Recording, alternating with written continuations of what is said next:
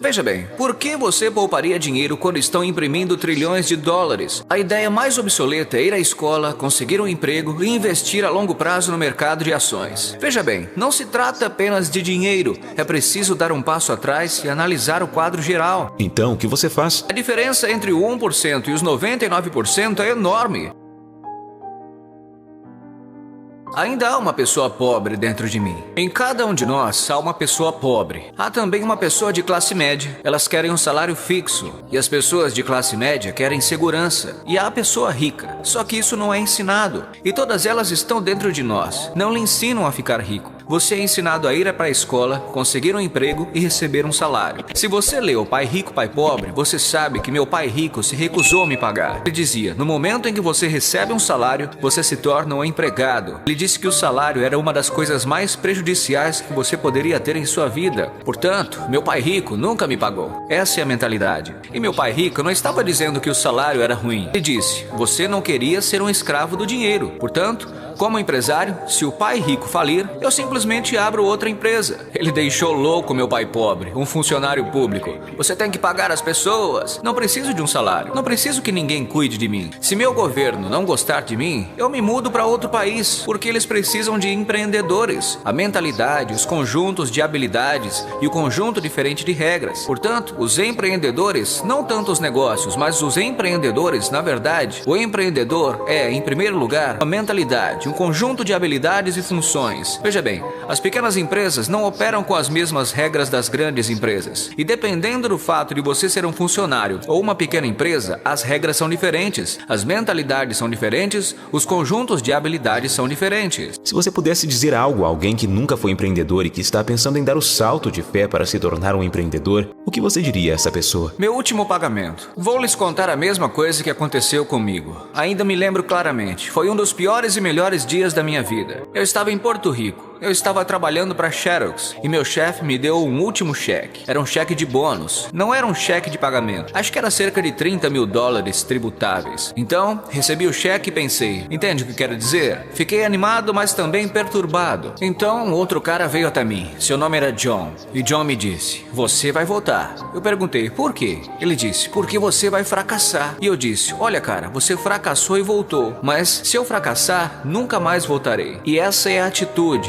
Entende o que eu quero dizer? Sim, sim. Se você disser, bem, se eu fracassar, voltarei para a mamãe e o papai, é isso que você fará. Foi aí que me tornei o empreendedor. Quando você não tem esse salário, você fica mais faminto, mais esperto. E isso é um teste para o seu caráter. Fiquei sem dinheiro por anos, mas foi isso que o meu pai rico me incentivou a fazer. Você se tornará um bandido? Você se tornará desonesto? Ou você se tornará um ser humano melhor? Então, na verdade, esse é o benefício de se tornar empreendedor. Você realmente descobre quem você é quando não tem nada. Portanto, é preciso sempre olhar para o panorama geral. Também sabe que quando algo ruim acontece, algo bom vai acontecer. Mas você precisa se preparar para o que vier. Se você acha que os próximos 20 anos serão como os últimos, vai se dar mal. Quando você e eu vamos ao supermercado e compramos uma caixa de leite, sempre verificamos a data de validade. Mas a maioria das pessoas não verifica a data de validade em seus cérebros. Em vez de me livrar das dívidas, eu me endivido. Sim, acabei de refinanciar uma dívida de 300 milhões. Passei de 5% para 2,5% de juros. Ganhei uma fortuna. Todo mês entra mais dinheiro porque meu custo de dinheiro diminui. Portanto, enquanto alguns especialistas financeiros dizem, saia das dívidas, eu digo, aprenda a usar as suas dívidas. Quando voltei do Vietnã em janeiro de 73, a primeira coisa que meu pai rico me disse foi, vá para a escola para aprender a investir em imóveis. Não se tratava de imóveis, mas de como usar a dívida e os impostos. A dívida e os impostos tornam os ricos mais ricos e tornam os pobres e classe média mais pobres. Portanto, todos os ricos que são médicos e advogados estão sendo enganados e não sabem o porquê. Os médicos estão sendo enganados. Sim, eles recebem mais dinheiro, mas a renda familiar é menor. Com certeza. Meu médico chegou e falou assim pra mim. Ele estava feliz, falando, adivinha só, finalmente ganhei $1 milhão.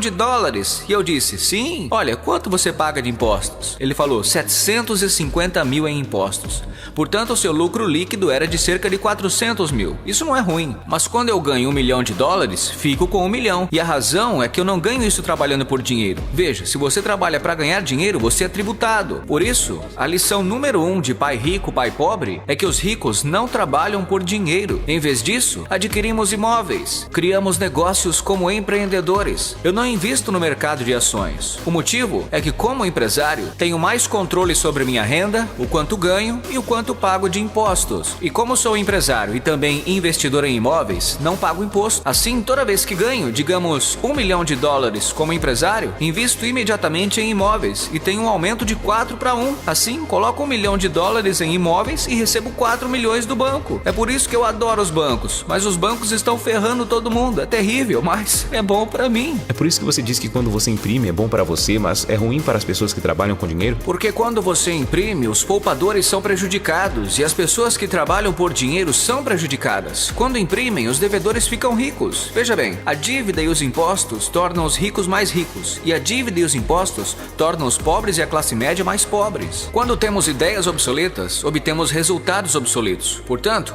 o que está acontecendo com a maioria das pessoas, a ideia de ir para a escola, conseguir um emprego, trabalhar duro, economizar dinheiro, se livrar das dívidas, comprar sua casa porque ela é um ativo e investir a longo prazo, é obsoleto. O mundo mudou. Sim, o mundo mudou em 1971, quando o presidente Nixon nos tirou do padrão ouro e o dinheiro se tornou dívida. E se nos livrássemos da escola, o que aconteceria? Seria melhor se não tivéssemos nenhum sistema educacional? Não, estou dizendo que a educação era mais importante antes, mas está obsoleta. Existe a lei de Moore, que fala que a informação dobra a cada 18 meses. Ou seja, tudo fica obsoleto em 18 meses. E esse é apenas um fenômeno recente. Portanto, quando você sai da escola, já está obsoleto. E é por isso que eu sou o cara mais velho. Conheço meus amigos que estudaram em Harvard. Veja, eu estudei em Harvard. Eu disse, sim, isso foi há quanto tempo? 50 anos? Hoje os bancos estão cobrando juros para que você poupe dinheiro. Os bancos não querem seu dinheiro porque eles imprimem. E é por isso que há essa bolha nas ações e bolha nos imóveis. As pessoas estão se desfazendo do seu dinheiro. Como eu disse aqui, os poupadores são perdedores e o dinheiro é lixo. E ainda assim as pessoas dizem, bem, eu quero um emprego bem remunerado. Essa é uma ideia obsoleta.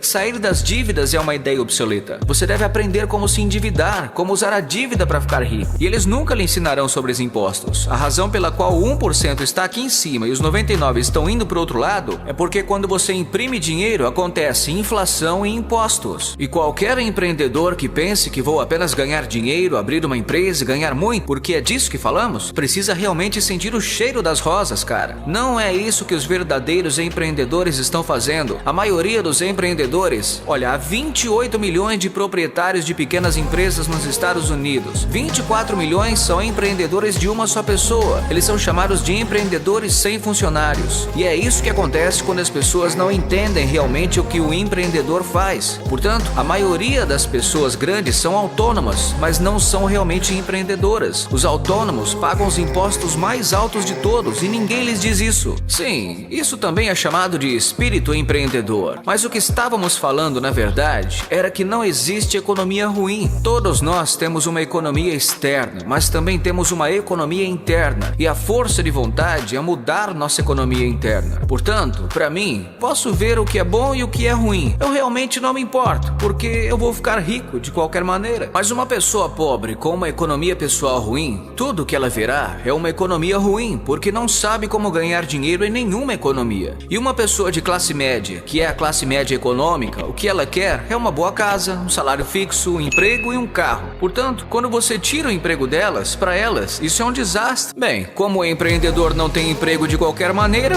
não é nada demais. Se você acha que a economia está ruim, é porque a sua economia está ruim. Se você acha que o emprego estável é importante, então você verá uma economia sem empregos. Sua economia. Sua economia versus economia externa. O que você controla versus o que você não pode controlar. Eu posso controlar, sim. Isso se chama foco interno versus foco externo. Portanto, o verdadeiro empreendedor tem um foco interno que, se cair, diz: ah, isso é bom, porque vou subir mais alto. A pessoa comum cai e diz: ah, eu vou tomar um Prozac. Ou alguém comete erros. Ah, os erros não importam. Bem, os erros são importantes. Significa que você não sabia de algo. Mas um verdadeiro empreendedor, mesmo que caia, sempre pode levantar. Ele pode se levantar e ir mais alto. Então não importa o que aconteça com ele, ele fica mais forte, melhor, mais inteligente, mais feliz. Mas as pessoas com uma mentalidade interna fraca têm tanto medo do que acontece acontece, que geralmente acontece. Por exemplo, se as pessoas têm medo de perder o emprego, geralmente perdem o emprego. Você entende o que eu quero dizer? Sim, boa resposta. Sim, o primeiro trabalho do empreendedor é controlar aqui dentro e não fora. No momento em que você recebe o cheque do pagamento, você é empregado. Você tem de ser mais forte do que isso. É uma questão de controle interno.